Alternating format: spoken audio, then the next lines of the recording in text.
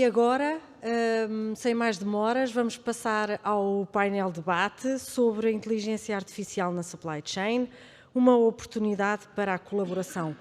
Chamo Artur Andrade em primeiro lugar, para depois ajudar a sentar os nossos oradores. Lídia Tarré, administradora da Gel Peixe. Filipe Rosa, co-founder da Vera Cruz. E Pedro Corte Real, que se senta ao lado da Lídia. Exato. Artur, pode começar. Obrigada. Bem-vindos ao nosso painel de debate, que será focado na interseção entre a inteligência artificial e a gestão da cadeia de abastecimento. Num cenário empresarial em constante evolução, a integração das tecnologias de inteligência artificial apresenta oportunidades sem precedentes para a inovação, eficiência e colaboração dentro das operações da cadeia de abastecimento. A ideia com este painel será, vamos tentar evidenciar potenciais sinergias entre a inteligência artificial e a gestão de cadeia de abastecimento, com foco particular na identificação das áreas-chave, onde a colaboração pode impulsionar uma mudança transformadora. Vamos também tentar falar sobre soluções impulsionadas pela IA e como é que estas soluções podem otimizar os processos da cadeia de abastecimento, aprimorar a capacidade de tomada de decisão e, em última análise, fornecer um maior valor às empresas e aos consumidores. E para tal temos três ilustres convidados que eu passaria a apresentar. Lídia Tarré, administradora da Gel Peixe, gestora de formação, é administradora da Gel Peixe, uma empresa familiar e que representa em terceira geração. Para além disso, é membro da Comissão Dinamizadora da Rede Mulher Líder, do IAPMEI, e membro da direção da CCIP, Câmara de Comércio e Indústria Portuguesa. Tem uma experiência vasta, profissional e associativa muito grande. A Lídia tem acrescentado várias formações complementares pela ASE, pelo Muller Institute e Cheong Kong Graduate School, é isto, e pela Ericsson Coaching International. Pedro Corte Real, Head of Technology da Sona AMC. O Pedro é engenheiro informático pela Faculdade de Engenharia da Universidade do Porto, com MBA pela Universidade de Stanford. Na Sona AMC já foi responsável pela cadeia de abastecimento e atualmente lidera a área de tecnologia. E o Filipe Rosa, sócio e cofundador da Vera Cruz, com uma formação em administração de empresas e pós-graduações em marketing e desenvolvimento sustentável. O Filipe residiu 12 anos em São Paulo, onde fundou diversas empresas na área de tecnologia e telecomunicações. Atualmente é sócio de vários projetos no setor agrícola, educação e saúde, tendo sustentabilidade como eixo central de investimento. Bem-vindos uma vez mais. E eu iniciava a nossa conversa com uma pergunta que vou fazer aos três, mas que iria pedir à Lídia que começasse por responder. E hoje já ouvimos falar muito sobre inteligência artificial e já foram dados concretamente alguns exemplos, mas a pergunta era muito objetiva. A inteligência artificial é efetivamente já uma realidade? Onde é que estão as empresas portuguesas no que diz respeito à adoção desta tendência, desta tecnologia? Então, muito bom dia a todos os presentes e muito obrigada pelo convite para estar aqui. Eu ainda venho com a folhinha, tu já não, portanto há aqui já uma diferença, mas aquilo, quando eu me coloco realmente essa questão é, eu acabei gestão há 22 anos e a maior parte dos meus trabalhos foram apresentados em status, não é? A verdade é que os meus filhos, eu tenho um filho com 13 que trabalha numa plataforma em que tem de submeter as coisas, em que ainda outra fui à avaliação, e os professores vão ver na plataforma se ele já tem as competências ou não numa plataforma, e o de 6 anos, no outro dia, enviou-me um videozinho em que eu recebi no meu telefone, por WhatsApp, o vídeo dele, e depois ainda gravava meia para mandar por e-mail para a professora Paticha, e eu perguntava-me, ok, realmente estamos aqui a falar em que sim, existe. Nós ainda temos, se calhar, de adaptar a elas. Efetivamente, quem está neste momento já nasceu com tudo isso. A nível de empresas, A nível de empresas, eu acho que sem dúvida que já existe, a transformação digital já chegou há muito tempo. Neste momento o ritmo e o nosso risco associado a não estar no timing certo acaba por ser mais elevado. A minha questão aqui é se realmente, e quando se fala também de sustentabilidade ou quando se fala de inteligência artificial, será que realmente estamos a olhar o suficiente para os negócios e a conseguir ver e a mudar realmente o mindset e olhar para o modelo de negócio e perceber, ok, como é que realmente o meu modelo de negócio vai funcionar daqui para a X tempo, não é? E eu acho que é esse o grande desafio, é perceber até onde é que estas plataformas e estas buzzwords, que não são assim tão buzzwords, nos podem levar. Obrigado, Pedro. Sim, antes de mais, bom dia a todos, com quem ainda não falei, muito obrigado pelo convite. Vou tentar fazer o caso de que estamos algures entre atrasados e muito atrasados. Portanto, não julgarão vocês se quão forte é o caso, mas acho que é importante também extremarmos para perceber em que ponto estamos. O contexto que nós temos de decisão nas nossas empresas tende a ser um contexto que, pela escala em que trabalhamos, pela cultura que temos, em que ainda usamos os processos de decisão em modelo de o gestor vai tomar decisões individuais, em que está a marcar o preço de um determinado produto, em que vai fazer uma determinada decisão que é um exemplo só único daquele caso e não um processo, encarar o processo de decisão como um processo de engenharia. E usando o exemplo há pouco do desafio de se fizéssemos forecast com LLM, com Machine Learning, vou dar esse exemplo na Sonai. Portanto, o forecast que faz a batuta de 5 mil milhões de atividade económica na nossa cadeia de abastecimento é um forecast de métodos tradicionais, digamos, um forecast de amortecimento exponencial, até no contexto promocional, de regressões muito monovariável, portanto uma coisa bastante simplista em termos de métodos quando comparamos com o que estamos a falar aqui hoje, não é? E esse forecast tem muito boas características em termos de entendimento, no sentido que percebe-se o que está a fazer, tem um nível de qualidade bastante razoável, medido de várias maneiras, mas fizemos recentemente essa experiência de e se aplicássemos técnicas mais avançadas a esse contexto. E, portanto, tivemos as tecnologias da Google e as tecnologias da Microsoft, ambas aplicadas a esse contexto em igualdade de circunstâncias. Portanto, tínhamos os mesmos dados de fonte oferecidos aos três contextos, não é? O output medido da mesma maneira, contra a realidade que acontece depois, não é? Ninguém deu o resultado ao algoritmo, foi só mais tarde é que se percebeu quem é que estava bem e quem é que estava mal, e o resultado disso foi que a versão simplista era, no global, ainda melhor de qualquer uma das duas. Isto não é contrariar o que foi dito, não é dizer que estas técnicas não são valiosas, não é esse o ponto. É o ponto de que só fazendo isto não bastava para dar o salto seguinte, mas foi-se perceber também que há certas categorias em que o método novo já é melhor, há certos contextos em que já se consegue aproveitar e, portanto, é preciso mais esforço de engenharia para dar o passo seguinte. Qual é o ponto de tentar fazer aqui? É que a nossa largura de banda de gestão nas empresas ainda tem pouca capacidade de dedicar tempo suficiente para dar esse passo seguinte de, então, esta técnica não só a experimentamos já aqui em pequena escala, já tiramos algumas conclusões, mas conseguimos levá-la até ao final e conseguir que ela seja realmente impactante em reduzir estoques, reduzir rupturas, melhorar a frescura, esse tipo de coisas. E porquê é que isso acontece? Em parte porque há uma mudança de conhecimentos, há capital humano que tem que conhecer estas coisas e ser capaz de executar, mas há também o desafio de, à escala que nós trabalhamos, no sentido do tamanho da nossa economia, em muitas coisas ainda é possível fazer o processo manual, ainda é possível fazer o processo simples. E isso, se formos para a escala de uma Amazon, dos gigantes, para quem isto já é a natureza do dia-a-dia, isso já não é possível e, portanto, já estão obrigados a usar estes métodos mais avançados. E, portanto, por isto digo que estamos algures entre o atrasado e o muito atrasado só por esta questão, não é? Nós precisamos digitalizar o nosso processo de decisão e digitalizar e expandir o nosso processo de otimização dos nossos negócios. Portanto, não é que nós, respondendo à pergunta, não é que nós não estejamos a usar métodos de inteligência artificial e outros temas mais avançados, é que ainda não estamos a tornar isso a maneira como as empresas se gerem, evoluem, se desafiam até. Obrigado, Pedro. Filipe, por favor. Bom dia, obrigado pelo convite. Portanto, se a inteligência artificial hoje é uma realidade na agricultura, eu se calhar devolvia-vos a pergunta, já agora, para isto ser um bocadinho mais interativo, quem de vocês acha que a inteligência artificial não só existe, como é uma realidade na agricultura, se puderem só...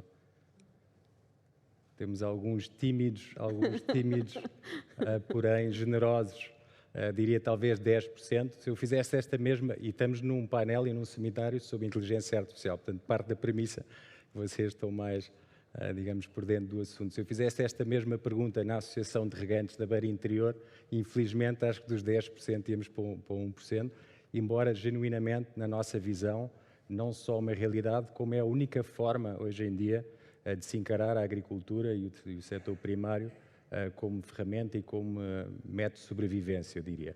Talvez eu faria aqui só um parênteses, diferente dos meus ilustres colegas aqui de plateia, que representam a empresa já com décadas a caminhar para os centenários. Nós somos uma empresa recente, portanto, muito rapidamente a Vera Cruz dedica-se à produção de amêndoas. Nós estamos na Beira Interior, portanto, Castelo Branco, temos cerca de 1.300 hectares e 1,5 milhão de amendoeiras plantadas entre Fundão e Danha. O que é que nos diferencia, não tanto a questão do tamanho em si, mas 3 pilares, e eu os 3 tentarei fazer aqui um vínculo, obviamente, com o tema de hoje, que é a inteligência artificial. Primeiro, ter uma presença em toda a cadeia de distribuição, portanto, primeiro pilar, valor acrescentado. Estar no mundo agrícola só pelo tema do commodity, do nosso ponto de vista, não faz sentido.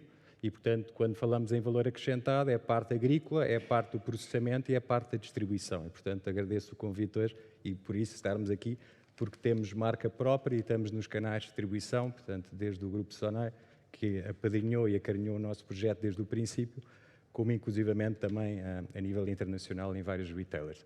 O segundo pilar é o tema da sustentabilidade, foi referido aqui, e aqui eu faço a ponto que só a sustentabilidade, só por si, sem tecnologia, sem inteligência artificial, achamos que não vai longe.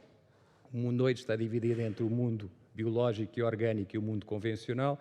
Eu falo a brincar, quem está no mundo biológico e orgânico é digamos, a pessoa simpática da sala. Quem está no mundo convencional, em termos agrícolas, eu colocaria provavelmente o Sr. Putin, o Hamas e depois os agrícolas também na lista dos terroristas, que todos hoje em dia são apedrejados porque parece que querem acabar com o mundo mais rapidamente por estarem no mundo convencional. Nós somos apologistas de uma agricultura que chama-se agricultura regenerativa, que está entre os dois e que equivale ao mundo biológico de há 20 anos atrás. Não vou amassá-los com o tema da agricultura regenerativa, seria para outro painel e outro momento, mas basicamente representam muito mais holístico, cuidar do solo, mas também das pessoas, da energia, da água, portanto tem 6 pilares que toca muito mais que o orgânico, seria só o cuidado dos produtos fitofármacos.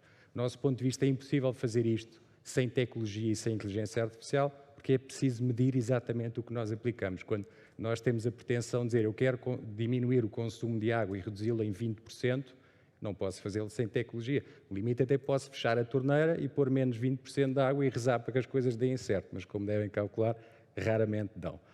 O terceiro pilar é efetivamente o do Smart Farming, ou Agricultura 4.0. Eu não sou fã do tema Smart Farming ou do nome Smart Farming, porque parece que os outros 3 eram dumb e também não sabemos o que é que virá a partir daí. Portanto, nós somos mais apologistas do conceito de Data Farming. Portanto, como sabem, tal como na indústria houve 4 revoluções, na agricultura também, portanto, o arado, o trator, depois a agricultura de precisão, que é onde a maioria das empresas estão, a rega gota a gota, as sondas, por aí vai. A 4ª revolução seria esta, de aplicar o blockchain, a inteligência artificial, portanto, todas estas novas tecnologias, machine learning, por aí vai, ao tema dos sensores. E, portanto, o desafio que eu deixo, e não vou elaborar mais para deixar os nossos colegas falarem das próximas perguntas, é, no mundo onde já todos sabemos que vamos de 8 bilhões para 10 bilhões de pessoas, portanto, temos que aumentar 30% a nossa capacidade produtiva, com recursos que são limitados, escassos e a diminuir. Portanto, os senhores que estão no mundo mais logística, retail, indústria, eu dizer-lhes, vocês vão ter que produzir 30% mais com o mesmo número de máquinas, sem poderem contratar mais pessoas. E em fatores que mudam, porque agora vão ter mais quebras de eletricidade, ou os caminhões não vão chegar, ou as matérias-primas vão estar indisponíveis, que é o nosso caso, porque chove mais, ou porque chove menos, ou porque há geadas, ou porque há granizos, e as coisas estão a mudar. Acho que quem não acredita em alterações climáticas, quem é cético, convido-os a visitar-nos as nossas herdades no mesmo ano, ou em vários anos, exatamente na mesma data, e não há 2 anos iguais nos últimos 10 anos. Isto não é possível sem tecnologia, que nos ajuda a medir as coisas, a prever o futuro e, portanto, a termos mais ferramentas. Bom, ou seja, fica claro que há muita coisa que está a ser feita, é evidente, mas também que há ainda um caminho para percorrer. E eu, se calhar, entraria agora por aqui. A inteligência artificial é trend e agora fala-se muito sobre isso, mas tem efetivamente também outros vetores de análise. É um investimento, como já vimos aqui.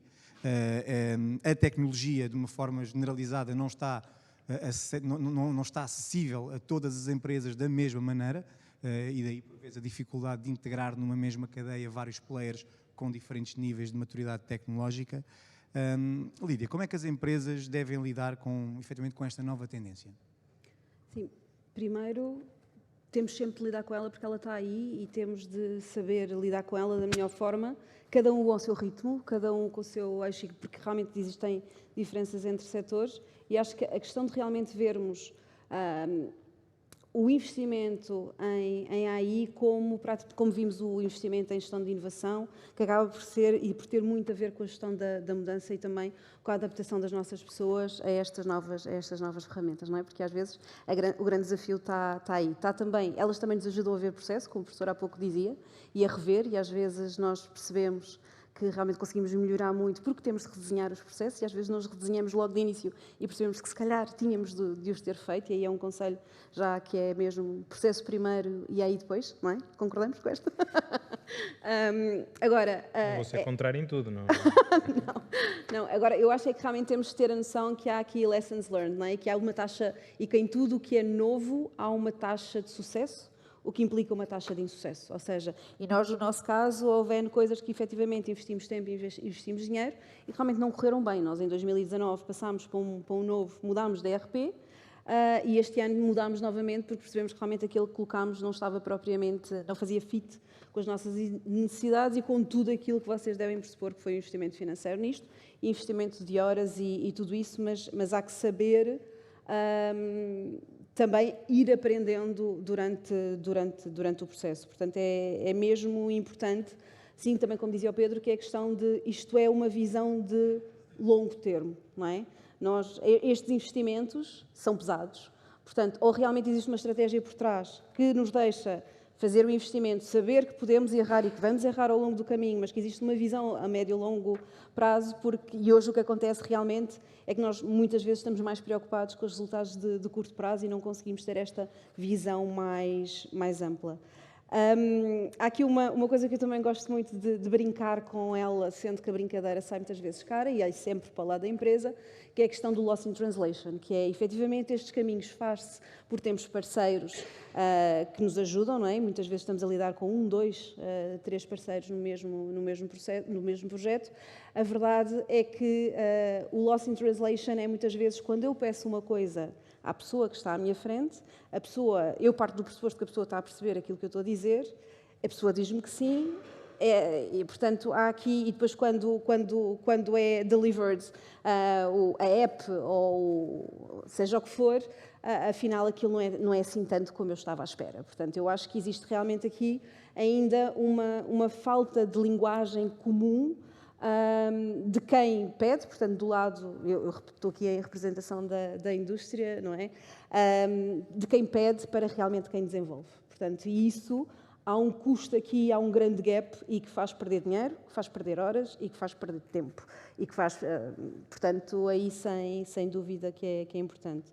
Falando aqui, já foi falado muito da colaboração, eu realmente estou na direção de 3 associações, da Câmara do Comércio, da Rede Mulher Líder e também da Associação de Empresas Familiares, vejo muitas empresas e acho que realmente todas estamos num caminho, umas com mais ritmo, outras com outro, e a parte da colaboração, que já tanto aqui foi falada, da cooperação, mesmo com as universidades. A primeira vez que eu fiz o score para saber em que nível de transformação digital é que a GLP estava, foi realmente quando fui challenge, quando fui desafiada para fazer um estudo, para ser estudo de caso de um programa de executivos na Católica, que a verdade é que o ISCTE, neste momento, por exemplo, estou com 3 estagiários do ISCTE na GLPs, que estão a desenvolver tanto a parte de custeio de produção como a parte de otimização de distribuição.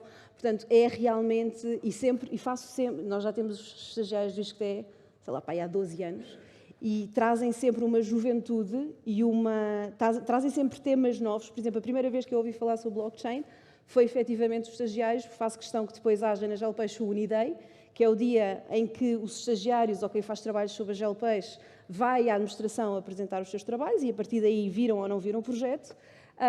E tem sido muito refrescante e eu, sinceramente, acho que é de mãos dadas que se faz estes caminhos.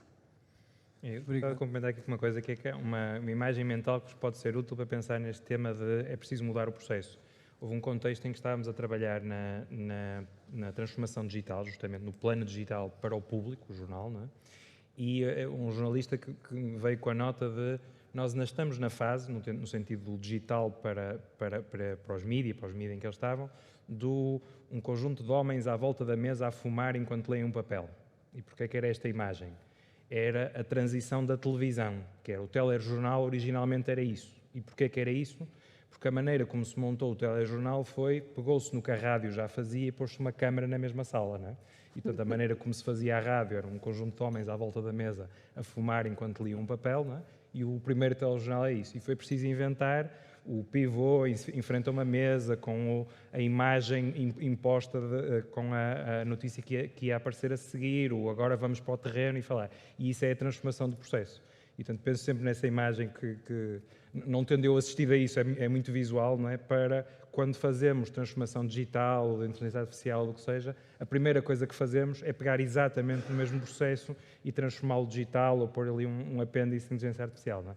E é preciso fazer o passo seguinte, não é? Como é que o processo muda completamente com as coisas que agora são possíveis. Eu já vou pegar nas tuas palavras, queria só fazer aqui uma nota. Há pouco, Lídia, estavas a falar de a dificuldade de vários players, de ser difícil colocar stakeholders diferentes a falar a mesma linguagem. By the way, GS1, nós somos especialistas em colocar pessoas com linguagens diferentes a comunicar da melhor forma utilizando um standard. Mas Pedro, pegando nas tuas palavras, estavas a falar em processos.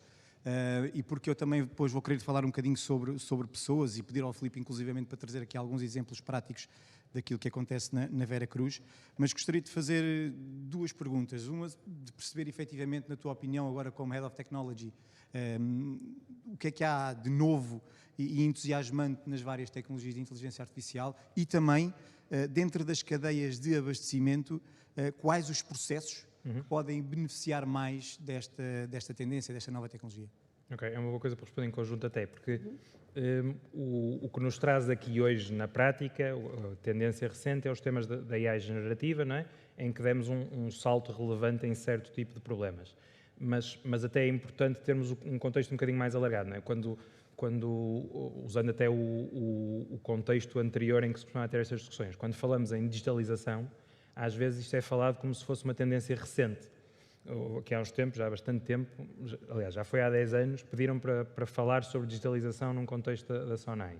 E eu fui, como uma tendência nova, eu fui recuperar, e a digitalização, ou os sistemas digitais, no sentido da informática, têm 100 anos e em escala têm 50, não é? Portanto, de repente parece que a tendência nova é uma coisa que não é nova. Mas na realidade o que acontece é, há coisas que evoluem com a escala e que evoluem com a implementação, não é? Portanto, há coisas que são possíveis hoje em digitalização que não eram possíveis antes, e acontece a mesma coisa na inteligência artificial, em que, se nós formos falar de redes neuronais, as redes neuronais foram inventadas nos anos 50, não é? Portanto, há pessoas que fazem apresentações mediáticas a dizer que há aqui toda uma coisa nova, em que os pais não eram nascidos quando a tecnologia de que estão a falar, que, como sendo nova, foi inventada, não é? O que é que aconteceu aqui? Aconteceu um efeito de escala muito relevante nas técnicas, os transformers na Google e outras técnicas da inteligência artificial. Aconteceu um efeito de escala na computação, e é daí que vêm os efeitos geopolíticos de Taiwan e por aí fora, porque os semicondutores continuam a evoluir de forma muito rápida, e aconteceu um efeito de escala muito relevante na quantidade de dados, que cresce exponencialmente também, e que permite treinar estes modelos. E, portanto, isso permitiu nós irmos de coisas que antigamente a inteligência artificial era métodos de pesquisa, hoje já nem lhe chamamos de inteligência artificial, já são sistemas de investigação operacional, coisas desse género, já nem consideramos isso inteligência artificial normalmente nas taxonomias, para temas de machine learning, deep learning e agora generative AI, não é? E ainda a segunda pergunta com isso, Onde é que isso é muito aplicável na cadeia de abastecimento? Toda esta sequência é muito aplicável. Os temas que já foram inteligência artificial e que hoje são mais investigação operacional no empacotamento na ciência continuam muito relevantes na maneira como fazemos otimização, roteamento e outras coisas. Estas técnicas continuam muito válidas em muitos contextos.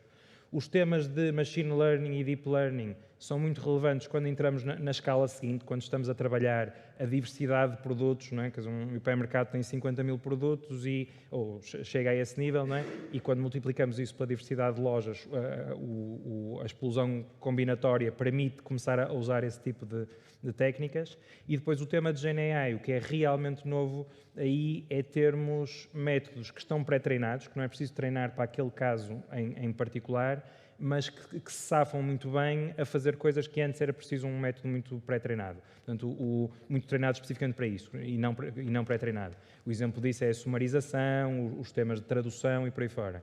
E isso em contextos de colaboração na cadeia de abastecimento é muito relevante, não é? Quando os fornecedores estão em sítios diferentes, têm culturas diferentes e têm contextos em que os métodos não usam ainda standards fechados da GS1 que permitam que a comunicação seja automática. Em muitas coisas onde é preciso ir resolver manualmente, por e-mail e outras coisas, é possível usar esses métodos para que o entendimento da informação que recebemos, a coisa que conseguimos enviar de volta, também seja automatizada, não é? Portanto, toda a sequência dos métodos de inteligência artificial são úteis para as nossas construções em termos de supply chain. Filipe, se calhar agora, e eu confesso, eu não tinha, continuo a não ter, mas não tinha um grande conhecimento do setor agroalimentar e sempre achei que era um setor que este tipo de tecnologias se calhar chegava lá mais tarde ou que não se traduziu em grandes mais-valias, mas felizmente não só por ter conhecido, mas também noutros momentos da minha vida profissional tive a oportunidade de contactar com algumas empresas deste setor e percebi que elas são muito mais tecnológicas do que eu tinha ideia. Seria interessante perceber e trazer aqui, dar alguns exemplos práticos daquilo que a Vera Cruz faz, aplicando tecnologia, aplicando inovação, aplicando IA neste caso, e que resultados é que trouxe, que posicionamento é que permitiu, se calhar, a Vera Cruz ter face aos seus concorrentes? Perfeito. E vou-vos pedir o desafio que é tentarem viajar, não é, fora deste espaço que é fantástico, mas estamos numa sala no meio de Lisboa e, portanto, verem o que é a realidade no meio de uma herdade, enfim, seja em Castelo Branco, seja onde for. Portanto, temos vários, eu pegaria em 3 ou 4. Tema primeiro relativamente à água. E, portanto, para quem está minimamente familiarizado com o tema da agricultura, sabe que hoje é comum ter a rega gota a gota. Foram os israelitas que inventaram isso já há muito tempo e com isso também colocaram, por exemplo, sondas ou sensores. Portanto, hoje é relativamente comum, numa herdade de dimensão média, eu ter pelo menos 2 sensores, uma estação meteorológica e um sensor que mede a umidade do solo. E, portanto, não é preciso ser nenhum gênio para entender que se a estação meteorológica diz-me que vai chover daqui a uma semana e o solo tem umidade a mais, porquê dar a mesma quantidade de água se automaticamente já existe água a mais no solo e se vai chover? Até aí não temos nada de inteligência artificial, temos o que existe hoje, que é a famosa agricultura de precisão, e para vocês terem ideia, nós devemos ter pelo menos uns 10, 15 data points diários numa propriedade, entre estações meteorológicas, sondas, softwares de umidade, de rega, por aí vai. Onde é que isto se torna interessante? Torna-se interessante se eu, por exemplo, fizer uma pergunta que é como é que eu posso diminuir em 20% a quantidade de água, 25%, e manter a mesma produção? Ou se eu quiser manter o mesmo nível de água, mas se quiser aumentar a produtividade em 30%. Entre os nossos engenheiros agrónomos vão dar, se eu tiver 5, vão-me dar 8 sugestões ou mais, provavelmente todas erradas, não é? E depois nós não vamos saber efetivamente se quer medir se o resultado final era aquele ou não. Portanto, hoje temos muita informação, não falta informação. O grande desafio dos agricultores é como é que eu transformo essa informação em dados e como é que eles podem, de forma não contraditória, dar caminhos para que a pessoa que está no dia-a-dia a tomar conta das explorações agrícolas consiga tomar a melhor decisão pensando no futuro. Dito isto, um exemplo. Portanto, nós temos uma tecnologia, chama-se Aqua 4D, e ela tem como objetivo reduzir a quantidade de água utilizada no solo em cerca de 25%. Ela faz ionização da água, não vos vou amassar, mas é transformar os íons ou os neutrões positivos e negativos da água. Portanto, baralha a molécula da água e aplica-a na rega gota a gota e, por um milagre científico, a raiz da árvore absorve mais rapidamente a molécula da água e, portanto, eu preciso utilizar menos água. E, portanto, se eu aplicar isto com inteligência artificial, no sentido que eu consigo medir a produtividade e saber, ano após ano, se essa redução da água conseguiu ou não afetar a minha produtividade ou não, é quando as coisas começam realmente a tornar-se interessantes, sabendo que a água é talvez, do nosso ponto de vista, o fator mais escasso que existe hoje na natureza. Segundo as alterações climáticas, não haverá menos água disponível, vai chover a mesma quantidade de água, só que vão chover em períodos muito mais espaçados e de forma muito mais intensa. Portanto, resumindo, vai chover tanto quanto, só que vai chover em períodos muito menores, daí vocês veem as inundações, basta ligar hoje as notícias, em alguma parte do mundo existe alguma inundação grande. Para o tema agrícola isso é péssimo, porque eu não consigo não só estocar água, como a terra não absorve água tão rapidamente.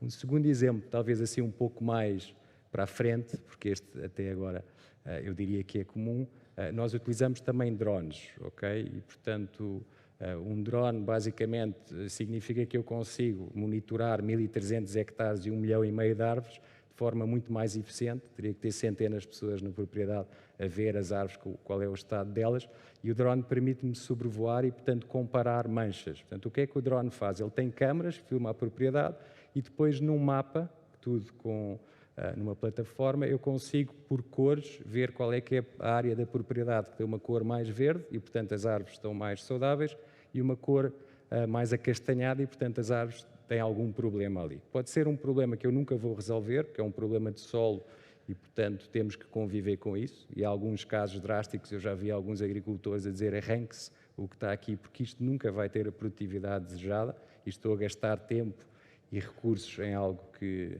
enfim, nunca terá produtividade junto às outras áreas, mas comparo setores. E o meu objetivo é que todos os setores sejam, obviamente, o mais produtivos possível, e a inteligência artificial o que é que me pode agregar aí, e já agrega. Portanto, em vez de eu ter rotas que a pessoa tem que olhar para as cores e dizer, olha, há aqui um problema nesta linha, que pode ser um tubo de rega que um javali roeu, e, portanto, fico um ano até perceber que as árvores morreram, e depois é que alguém vai lá e diz, bom, isto realmente é óbvio que isto não poderia funcionar. Portanto, nós conseguimos, com a inteligência artificial, já nos dar indicações a dizer, vão para estas áreas da propriedade, porque há aqui alguma coisa, e façam isso de forma preventiva e não de forma portanto, a posteriori e reativa, que nunca conseguiremos ter a mesma produtividade. Portanto, várias ferramentas aplicadas a tecnologias de agricultura de precisão. Dou-vos uma última e depois até queria acrescentar uma que não deu certo, porque é ótimo vir aqui só falar de sucessos, mas infelizmente nem tudo corre bem e as empresas têm que estar dispostas a arriscar, não é? Já sabendo que uma taxa de sucesso, como foi referido aqui, 80% acho magnífico. Nós trabalharmos com 51%, já estamos no lucro, já significa que estamos aí no bom sentido. Mas existe um conceito que são armadilhas, que é para medir e eu contar a quantidade de insetos que há numa propriedade. Okay? Se vocês quiserem fazer isto no século XX, são umas fitinhas com cola, e eu tenho isso e depois rezo para que a pessoa responsável da propriedade naquele dia acorde com vontade de ir lá olhar para as fitinhas e de contar os insetos, que deve ser uma coisa chata, como o raio para fazer. E, portanto, o que é que nós temos? Temos uma, chama-se Trap View, a tecnologia não é nossa, portanto, imagina uma casinha daqueles de pássaros, onde os pássaros põem os ninhos. Portanto, é um sensor com uma casinha, lá dentro temos o que nós chamamos uma feromona, que é um isco para que os insetos entrem, depois há uma cola, eles ficam lá colados. Até aqui, digamos, é mais fancy do que as fitinhas, mas no fundo não tem inteligência artificial nenhuma. O que é que esta armadilha tem? Tem uma câmara que está ligada com um chip, por sua vez, com energia solar, portanto, ela está a tirar fotografias todos os dias, eu defino se é 1 hora por dia, se é a cada hora, se é 5 vezes por dia, seja o que for, e eu recebo no meu telemóvel exatamente aquela imagem que a câmara tirou. Mas mais do que tirar a imagem, a inteligência artificial já conta a quantidade de insetos, já os separa por categoria e diz assim, olha, vocês estão com um nível de mosca verde, que é transmissor de uma doença para a amendoeira que é grave, muito mais acima do que seria normal e expectável para esta época do ano. Vocês têm que ir lá e têm que dar algum tratamento especial. Portanto, aqui já começamos a juntar o tema da automatização, que era o que eu referia, que talvez aí já entramos no mundo da inteligência 5.0, que ficará para as próximas edições da GS1, mas basicamente é a agricultura 4.0 com a robótica, ok? E aí temos um exemplo que não correu bem, nós temos os drones e depois há os rovers. O rover é um drone terrestre, okay? Onde nós com camas, com inteligência artificial, queremos contar a quantidade de flores que existem em cada árvore e com isso estimar qual é que vai ser a produtividade e qual é que vai ser a colheita do ano seguinte. Estamos a tentar e estamos a falhar mais do que acertar, mas sabemos que esse é o caminho. Mas aí já entramos efetivamente no mundo da robótica e com esta parte aí concluiria que foi muito bem colocado pelo engenheiro Luís Mira Amaral, que a inteligência artificial vai roubar postos de trabalho.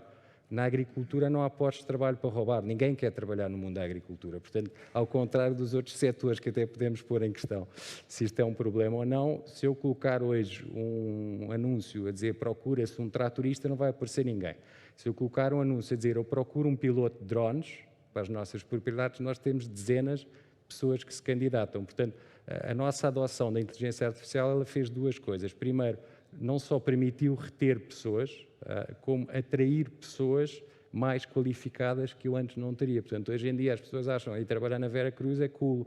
Nós temos cientistas aeronáuticos, temos data scientists, temos pessoas ligadas a um mundo, não diretamente ao mundo agrícola, mas que vêm ali um caminho, até porque quem mora na beira interior não tem propriamente centenas de opções.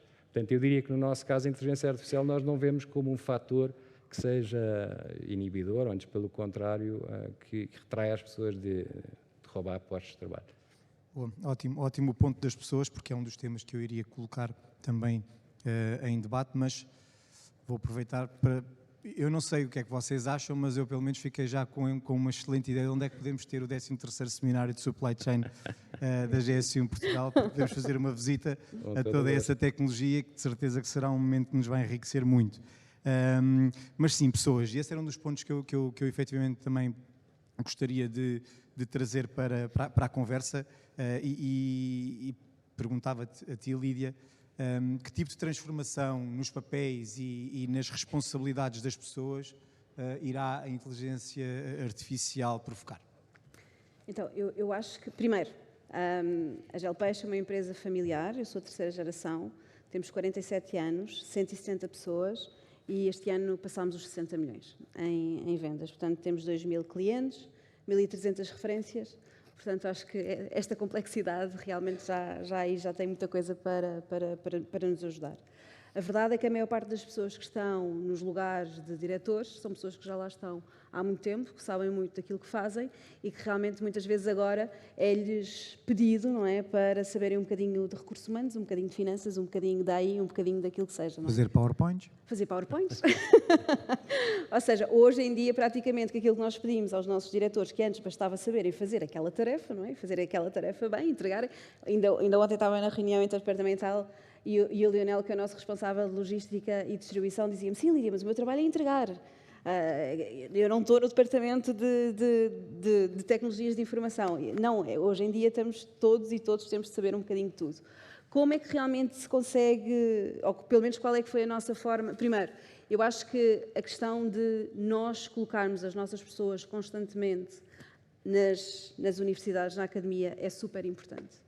Ou seja, nem que seja cursos de 2 dias ou 3, ou se calhar pós-graduações, eu faço questão de, pelo menos àqueles que eu vejo que vão realmente crescer, faço questão de investir ainda mais, tanto em programas executivos como em coisas, depende um bocadinho também do perfil e da disponibilidade deles, mas depois também há outras coisas, que é, eu adoro, lá está, o meu pai tem 72, eu tenho 43, o meu irmão agora, que entrou há 2 anos, tem 27, e realmente temos todos competência, nós somos os dois da mesma geração, mas já há aqui um grande gap a nível destas, não é? Então para mim, que andava ali à volta do ERP a tentar tirar, eu fiz pós-graduação em Controle de Gestão e Performance no ISCTE, portanto é óbvio que para mim eu quero saber mais disto de contribuição do cliente, não é? Por favor.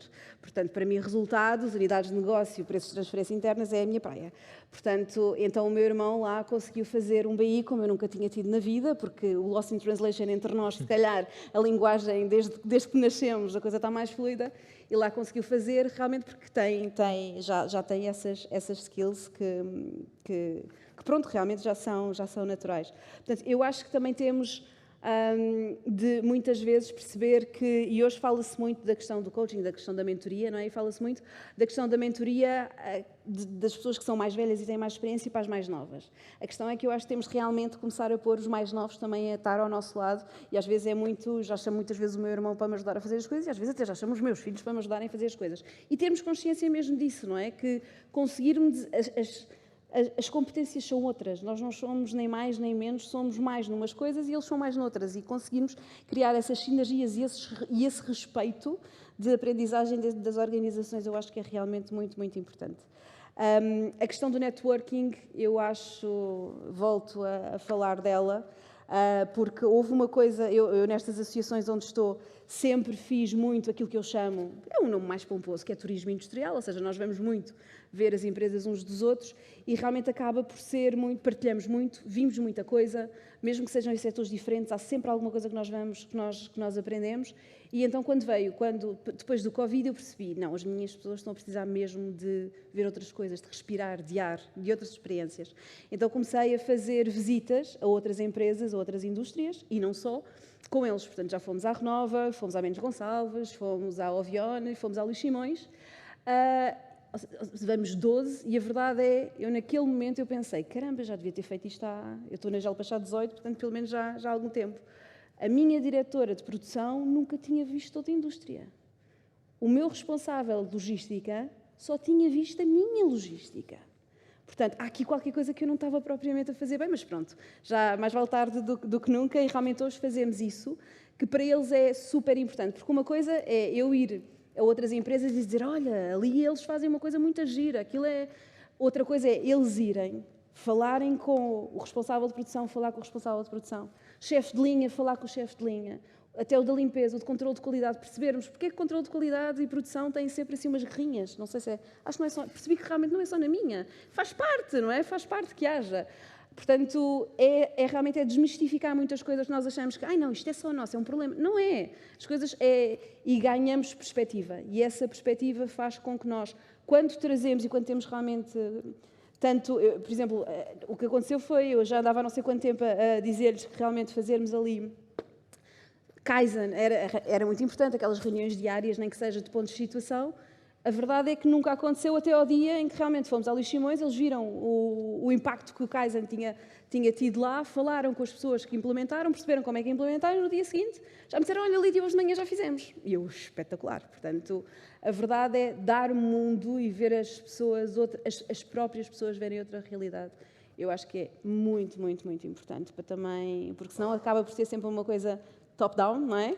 E a verdade é, quanto mais as pessoas se sentem envolvidas, ouvidas, úteis, que fazem parte da mudança e que elas próprias têm esse empoderamento, eu acho que a coisa acontece com muito mais sucesso, tanto a nível de timing, como a todos, como mesmo a nível também de felicidade das próprias pessoas e de bem-estar durante os processos de mudança, que não são processos fáceis, não é? Desafiantes. Acho que é isso. Obrigado, Lídia. Hoje também ouvimos falar um bocadinho sobre, não é bem o receio, mas efetivamente há sempre uma nuvem sobre a IA, vem roubar postos de trabalho, vem efetivamente tornar obsoletas algumas profissões, algumas tarefas.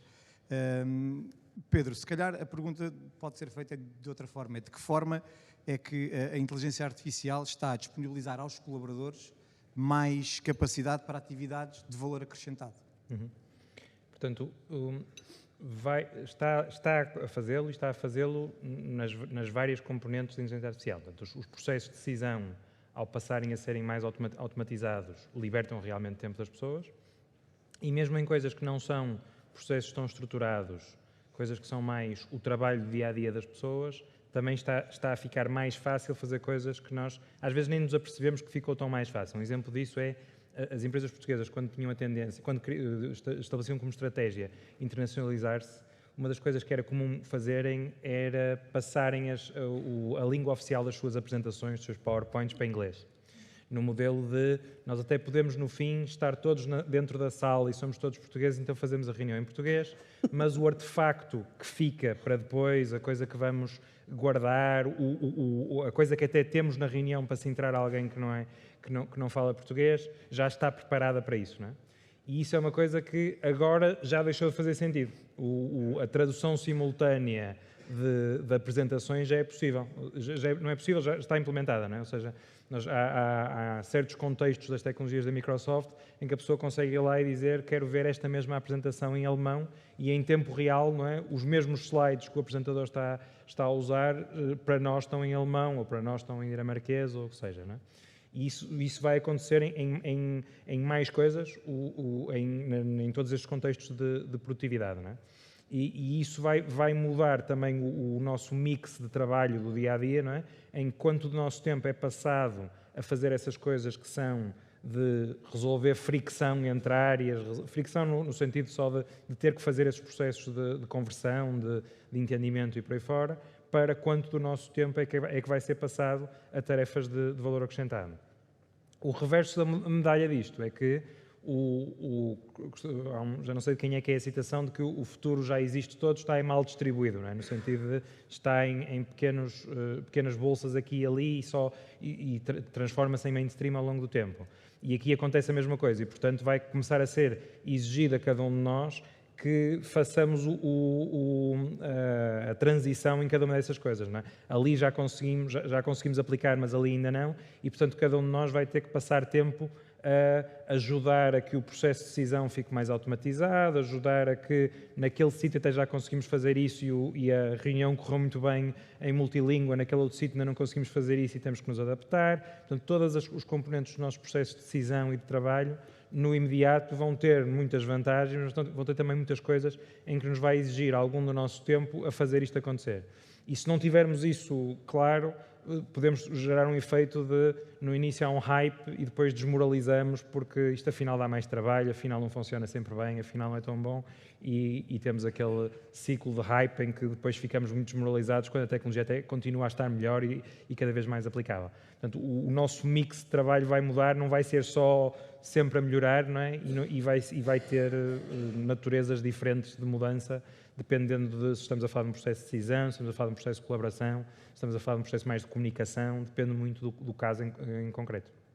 Bom, obrigado, Pedro. Se calhar era interessante perceber também, Filipe, acredito que na Vera Cruz vocês tenham de lidar, como em muitas organizações, com várias gerações, não é?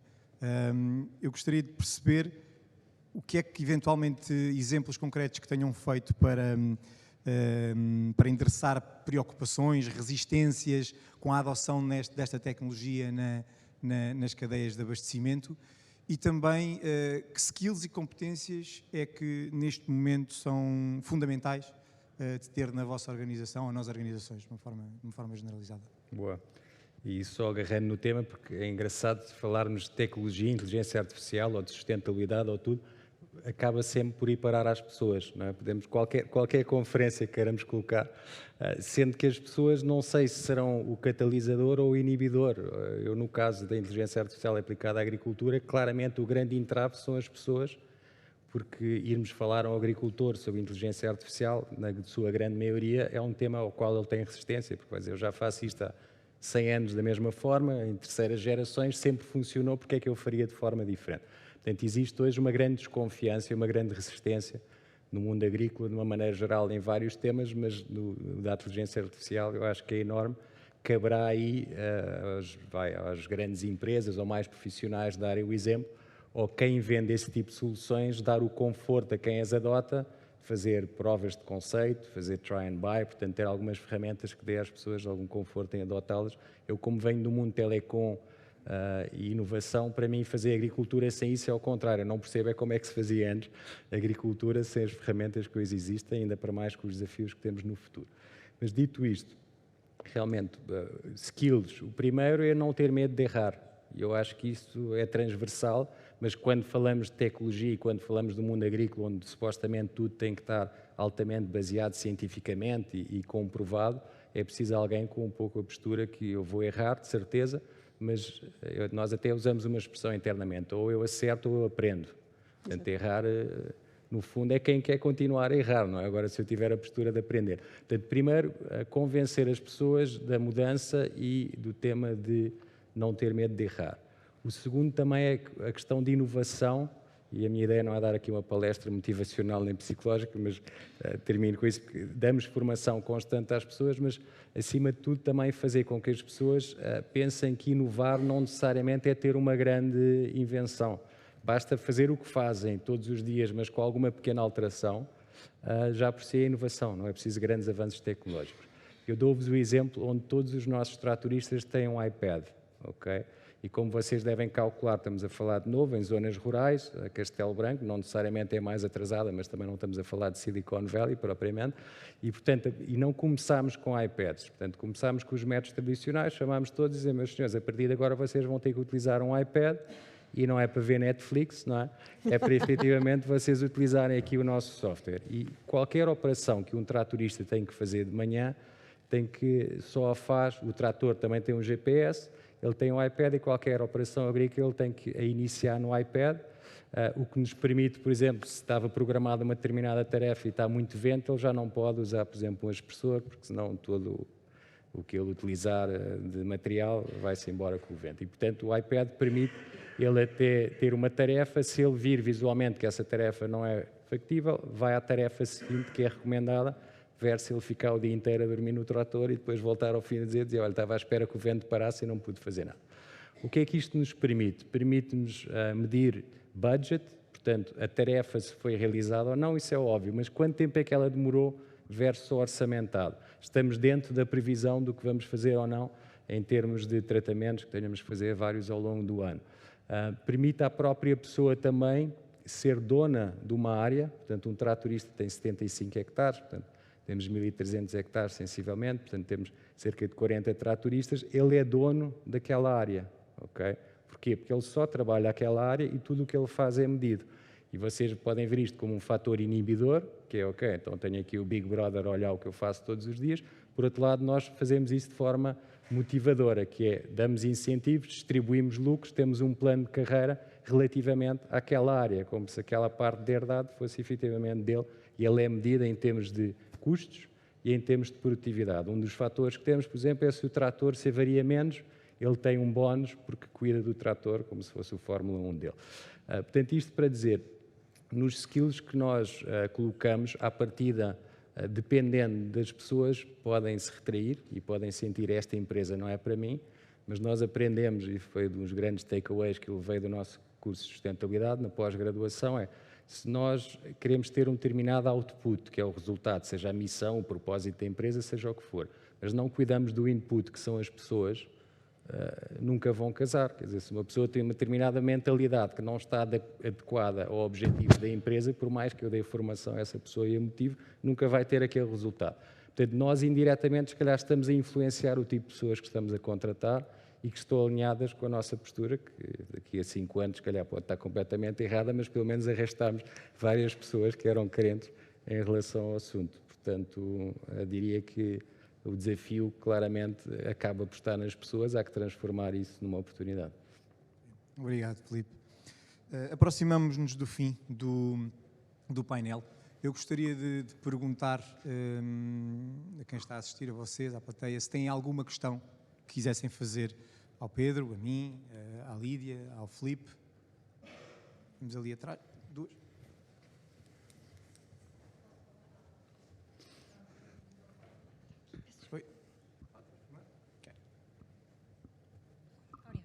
Bom dia. Eu chamo Rita, sou da Infinite Foundry, que é uma startup tecnológica do Porto. Estamos neste momento com a Sonai a fazer um projeto dentro do Produtec R3, do PRR, a nível de inteligência artificial na parte da organização dos armazéns logística e integração dos robôs e das pessoas. E a minha pergunta era precisamente como é que vocês, de empresas grandes, algumas mais tradicionais, de pessoas que estão há muitos anos e ainda bem, veem este potencial de colaboração com as startups que são mais tecnológicas, se calhar com pessoas como eu que estão a fazer os seus doutoramentos e passo mais tempo a pensar em papers do que, pronto, em lucros, se calhar, para já. E de que forma é que vocês veem este potencial de não estar tudo dentro, também não estar tudo fora, mas ser assim colaboração entre os maiores e os mais pequenos? Acho que fez sentido. Posso começar? Posso? Eu vejo esse modelo de negócio como o melhor de todos. Eu já tentei já comprei empresas para pôr dentro e percebi que culturalmente estarmos a pôr... São duas culturas muito diferentes e ambas certas para a sua realidade, ok? Portanto, eu acho que criámos um ecossistema em que temos empresas, se calhar, mais maduras e mais tradicionais, certo? E depois criámos esse ecossistema a trazer ideias. Para mim, sinceramente, é a melhor forma de andar para a frente, de realmente conseguir alavancar estas startups, mas também para nós, enquanto indústrias mais tradicionais, de conseguirmos ir sempre rejuvenescendo. Era essa a resposta? Não, mas respondi à pergunta, pelo menos. Totalmente de acordo. Reforçar uma coisa que é, desse ponto de vista, porque havia duas partes da pergunta. Uma parte também era a questão de doutoramento em relação com a academia, se eu percebi. Essa parte das startups, totalmente de acordo, e fazemos coisas desse género. Temos um contexto que chamamos de Disrupt Retail, em que fazemos, no fundo, um call to proposals, ou for proposals para startups, e que este ano até foi o primeiro ano em que fizemos com mais retalhistas, porque percebemos que ter essa capacidade de nós darmos o contexto, de ter os dados, ter o contexto operativo, mas as startups darem a coisa que querem fazer e essa cultura diferente faz todo sentido. Há uma resposta diferente para o tema da academia. É mais difícil fazer isso em contextos em que queremos trabalhar em contextos de doutoramento, em contextos de trabalho prolongado, porque costuma haver um desequilíbrio muito forte entre o tipo de contexto em tempo e em tipo de problemas que a academia precisa, porque precisa de uma certa estabilidade. Um doutoramento são 3, 4, 5 anos, não é? E o contexto empresarial em que os projetos são decididos para contextos de 6 meses, 1 ano. E, portanto, isso é uma coisa que ainda estamos a evoluir em como é que conseguimos ser melhores a realmente ter pipeline de coisas em que se consegue dar a um aluno de doutoramento acesso e disponibilidade, mas que não estamos também a condicional de se não houver resultados passados 6 meses isto não funciona. E isso é mais difícil, na minha experiência, é mais difícil do que a relação com as startups, que também têm todas estas dificuldades que falamos aqui. Obrigado. Tínhamos aqui mais uma pergunta à frente. Era um comentário sobre as agroindústrias. Eu aqui há uns anos estava na moda, era a indústria 4.0, agora é a inteligência artificial. E a Associação Empresarial do Distrito de Santarém pediu-me para eu explicar o modelo da indústria 4.0 às empresas do distrito. E depois eu fiquei surpreendido, as empresas mais avançadas na aplicação dos modelos da indústria 4.0, diariamente na gestão de dados, eram as empresas agroindustriais.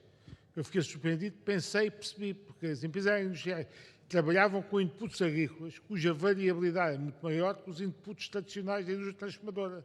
E, portanto, as questões de clima, a bicharada que lá há, tudo isto implica uma gestão de dados fabulosa e, portanto, elas já estavam avançadas nesta área muito mais que as empresas industriais. Isto, aliás, tem a ver com outra coisa. Eu, quando formei no Instituto Superior Técnico em 1969, a gente no TEC não ligava aos engenheiros do ISA, do Instituto Superior de Agronomia. A gente é que tinha a tecnologia e, na altura, nos anos 70 do século passado, era a indústria que utilizava a tecnologia. A gente considerava que a agricultura e os serviços não utilizavam a tecnologia. Hoje em dia isto está totalmente errado, quer a agricultura ou o setor primário utilizam tanto as tecnologias como o setor industrial. Vejam as plataformas logísticas, que aquilo tem a tecnologia como uma empresa industrial. E, portanto, estas concepções estavam erradas e hoje não me surpreende nada que o setor agroindustrial seja dos mais desenvolvidos à escala mundial. Aliás, vejam como é à escala mundial, a agroindústria combina as tecnologias de informação com as ciências da vida de uma forma que outros setores não combinam. E, portanto, a sua evolução aí é fabulosa e está à frente dos outros setores. Coisa que a gente, à partida, pode surpreender, mas a realidade é esta. Nós dizemos internamente que a agricultura é uma indústria a céu aberto, portanto, exatamente isso tem as complexidades da indústria com o facto de que chove dentro da fábrica. Nós, no princípio, usávamos muitos consultores externos e continuamos sempre, o tema da colaboração também achamos que é primordial. Collabs, por exemplo, que para as startups que não estão junto com Collabs, eu acho que é um caminho que nós, por exemplo, para o tema da sustentabilidade, temos muito presente. Mas, efetivamente, tínhamos sempre uma resposta dos consultores que era sempre a mesma. A agricultura não é uma ciência exata, e era um pouco como os advogados, como comentou, que é o depende, não é? Não é uma ciência exata. E isso sempre nos chocou, porque nada é mais exato do que a natureza. Acho que os humanos é que não são exatos, não é? A natureza é precisa, é uma ciência super exata. O problema é que nós não medimos, ou não medíamos. E hoje em dia, realmente, o nosso ponto de vista é que a tecnologia vai permitir medir muito mais as coisas, termos ferramentas mais avançadas e não dependermos da capacidade de processamento dos nossos cérebros, mas sim de máquinas que conseguem juntar equações maiores e muito mais complexas. Portanto, acredito que sim, que o caminho é a agroindústria realmente ser cada vez mais moderna e não o inverso, não é? Que normalmente é o setor terciário que puxa pelos outros dois setores. Okay. Obrigado, Filipe. Creio que temos tempo. Mais uma questão? Força. É um comentário, um convite e uma pergunta muito rápida. Antes de mais nada, Bruno Barbosa, sou o Head de Customer Solutions da Danone, levo o departamento de logística e Key Account Supply. Para a Lídia, é um convite, na verdade, Lídia. Eu estive no Brasil e trabalhei na Frescato Company, que é muito parecido com a tua empresa. Já faço um convite, caso queira vir a Danone, para falarmos um pouco, tanto a nível de logística quanto a nível de Key Account Supply. Sim, vamos. Está aceito. E depois a minha pergunta é para o Filipe. Filipe, tu comentou que cada vez mais chove mais de forma espaçada, né, de forma mais abundante. E que não existe formas de reter essa água, ok? Ou seja, o solo acaba por reter aquilo que cai em cima de toda a plantação. E minha pergunta seria, o porquê não reter essa água, não é? Claro que estamos a falar talvez de um investimento, e como proteger esse solo, e se já pensaram nisso em algum momento? Boa, excelente pergunta. E muito a ver com o tema das infraestruturas, porque é que não se... Algumas falsas percepções que existem em relação ao nosso mercado. Existe água suficiente em Portugal, chove o triplo do que o necessário para as nossas necessidades hídricas e agrícolas, ok? O problema é que essa água não se retém. Portanto, quando se diz que Portugal é um país de sequeira, é falso, ok? Existe água suficiente para Portugal ter uma área de regadio 3 vezes a área do que é.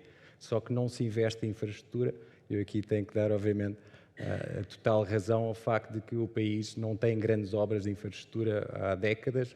O Alqueva é uma obra que já vem de trás, que foi completada efetivamente agora na nossa geração e que só demonstra o sucesso que é implementar áreas agrícolas de regadio, porque hoje se quiser comprar 1 hectare no Alqueva não vai encontrar ou vai pagar um preço equivalente ao que encontraria, por exemplo, nos Estados Unidos ou noutros países onde tem a agricultura muito mais desenvolvida do que nós. Uns vão argumentar dizer que é uma especulação imobiliária, eu gosto de pensar que foi um projeto muito bem executado e que demonstra o sucesso. E teria que ser replicado em várias áreas. Portanto, Portugal não tem reservas em termos de grandes albufeiras ou grandes projetos agrícolas, porque efetivamente falta infraestrutura.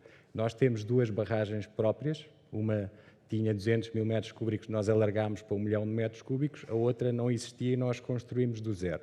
Eu não vou maçá-los nem contar-vos o parto que é aprovar uma barragem em Portugal. No mínimo são 2 anos, que é o intervalo fechado, que pode demorar 9, 10, 20, 30, porque existe um conceito que fazer barragens é nocivo. É preciso pagar estudos de impacto ambiental, nada contra, mas são projetos super complexos com custos altíssimos. É preciso a aprovação de pelo menos umas 8 entidades, APAs e CNFs, Infraestruturas de Portugal, Turismo de Portugal, que também é preciso dizer se faz sentido ter lá uma barragem ou não na minha herdade, ok? E depois nada disto funciona porque eles não estão coordenados e demoram muito tempo para responder, têm um prazo para responder legal, mas nunca o cumprem. Portanto, Portugal poderia resolver os problemas que tem com desafios de falta de água, efetivamente construindo barragens, não tenho a mínima dúvida disso. Nós conseguimos as nossas, mas cada vez é mais difícil fazê-lo porque tem uma pressão enorme do ponto de vista ambiental, por aí vai para fazê-lo. Desculpe, pois tinha outra pergunta também? Não, ficou claro. Acho que só essa já resolveria os problemas todos. Sem dúvida, está claro. Obrigado. Okay. Obrigado. Estamos mesmo em cima do tempo. Eu creio que ninguém me levará a mal se disser que a Lídia, o Pedro e o Filipe vão estar connosco durante o almoço e, portanto, estão disponíveis para responder a outras questões que tenham. Eu ia apelar ao vosso poder de síntese, arriscando-me aqui um bocadinho a que a Beatriz me faça um sinal, porque não temos tempo, mas num minuto, só uma pequena nota, um pequeno key takeaway da discussão que tivemos hoje de manhã, no fundo. Então eu posso começar. Eu acho que realmente vivemos, e voltamos às pessoas, não é? Vivemos aqui quase num estado bipolar, não é? Em que temos aqui toda a parte de dados e de racionalidade na tomada de decisão e depois nunca se falou tanto de saúde mental, de propósito e de valores, não é? Portanto, eu acho que saibamos nós também tanto trabalhar a parte daí, como também a parte de propósito, não é? Nós, por exemplo, temos a Gel Peixe, a Alma Gel Peixe, os heróis Gel Peixe, porque nós dizemos sempre que somos muito fresquinhos por fora, mas muito quentinhos por dentro. E trabalhar essas diferenças é realmente importante, e trabalhar as pessoas é realmente importante. A outra é realmente, nós há 10 anos atrás, eu pelo menos não previa a realidade de hoje, e pensarmos um bocadinho, não é, no que é que vai ser daqui a 10 anos, é realmente, para mim, pelo menos, é um grande ponto de interrogação. Saber educar os nossos filhos para que consigam servir a economia e o país e as empresas nesse mundo e serem felizes, é algo que eu deixo para todos pensarmos, não é? Porque eu acho que é esse o impacto que nós também deixamos, e ao sermos uma empresa familiar, como é óbvio, a educação daqueles que vêm a seguir é super importante, porque queremos realmente perdurar durante muitos e muitos anos. Obrigada, muito obrigada. Obrigado, Lídia. Pedro? Sim, para deixar uma mensagem principal, diria que estas tecnologias estão realmente a evoluir muito e a permitir fazer coisas muito diferentes e muito entusiasmantes. Nós às vezes até tomamos isso até como uma coisa que é assoberbante às vezes. Será que ainda vou ter emprego? Será que vai mudar completamente a maneira de trabalharmos e por aí fora? E isso, em certas coisas, é verdade a escalas de muitos anos, mas é importante também pensarmos na transformação ter que acontecer paulatinamente ao longo de todo um processo. Não é? Há muito a ideia de que saiu agora esta tecnologia, então esta é que vai resolver o problema todo, seja ela qual for, não é? E que as outras todas ficaram para trás e, portanto, já não é o momento. E se fizermos só isso, andamos de hype em hype e nunca implementamos nada. E a grande coisa que temos em comum nestas várias tecnologias que falamos aqui hoje e outras que não falamos, é que a transformação do processo de decisão e do processo de gestão ao longo do tempo é mais transformacional isso, o processo melhorar, do que qual é a tecnologia específica que está a ser usada em cada momento. Portanto, se nos concentrarmos por aí, depois a tecnologia é instrumental. Não é? Se conseguimos que ao longo do tempo a maneira como gerimos, a maneira como decidimos, seja cada vez mais um problema de engenharia e não um problema de pôr mais pessoas a decidir mais coisas individualmente, quanto mais fizermos isso, mais estamos preparados para qualquer tecnologia que ela seja. Porque depois os problemas de otimização e os problemas de engenharia, há muitos tecnólogos, há muitos fornecedores capazes de nos pôr a tecnologia do momento, ou o conjunto de tecnologias do momento, o conceito de que os projetos cada vez têm mais tecnologias, que vimos hoje aplicar aqui, não é? Vai haver disso sempre. Portanto, precisamos de fazer a outra parte que é específica a cada organização e a cada contexto em que estamos, porque implica mudar os nossos processos, mudar as nossas culturas, coisas que são mais duradouras por um lado, mas também mais difíceis de transformar. Obrigado, Pedro. Eu pegaria aqui nas palavras do Pedro, portanto, tecnologia só por si não serve de nada, não é? Eu penso, a inteligência artificial antes do ChatGPT era uma coisa vaga, não é? Parecia uma coisa dos supercomputadores da NASA e não estava no nosso dia-a-dia. Para quem não utilizou, já utilizei, é apaixonante, é fantástico e torna até a tecnologia mais humana, se assim se pode dizer, porque interagimos com ela. Que é um pouco como a geolocalização antes do Waze. Nós estudámos isso durante muito tempo, não nos dizia nada. Hoje em dia quase que eu não vou ali à esquina sem utilizar o Waze. Dito isso também, o nosso ponto de vista, utilizar a tecnologia para estar mais próximo das pessoas, no caso dos consumidores. Nas nossas embalagens nós colocamos o QR Code e o QR Code tem um storytelling por trás. Aplicámos a tecnologia blockchain, que já foi referida aqui hoje também, no sentido da transparência. E, portanto, todas as nossas herdades e todos os nossos tratamentos que nós fazemos, queremos que o consumidor saiba qual é a origem deste produto, a rastreabilidade. E, portanto, estamos num evento de supply chain, a parte retail, e vocês sabem como hoje, para o cliente, ele quer saber que este produto veio diretamente do produtor, quando é que foi plantado, que tipo de produtos é que ele utilizou, quem é que o transformou, etc. E, portanto, entendo que a tecnologia, em vez de nos afastar, acho que está cada vez mais a aproximar-nos, a juntar as empresas, a aproximar-nos dos consumidores, a aproximar-nos como seres humanos. Portanto, o nosso desafio é esse, é, novamente, olhar para estes temas como inteligência artificial, não como algo que nos vai destruir e roubar-nos os empregos, mas que nos permita sermos melhores e aproximar-nos mais. Muito bem. Resta-me apenas agradecer-vos mais uma vez o facto de terem aceito o convite. Em nome da GS1 Portugal, agradecer-vos também a partilha riquíssima destes insights e que garantidamente saímos daqui todos com mais conhecimento do que aquele que tínhamos quando chegámos. Só aproveitar também para não dar a conhecer, porque o João já o fez quando abriu o evento, o facto da GS1. Hoje falou-se muito da ponte com a academia e a importância